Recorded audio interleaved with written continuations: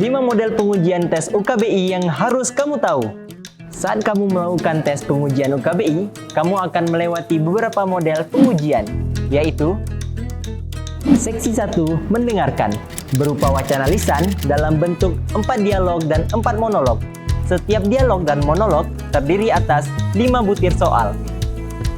Seksi kedua, merespon kaedah, berupa soal kalimat yang mengandung bagian yang salah tentang kaedah bahasa Indonesia. Penguji harus menentukan bagian yang salah terlebih dahulu dan memilih jawaban yang benar dari 4 opsi yang diberikan. Seksi 3, membaca, disajikan dalam bentuk wacana tulis. Setiap wacana terdiri atas 5 butir soal.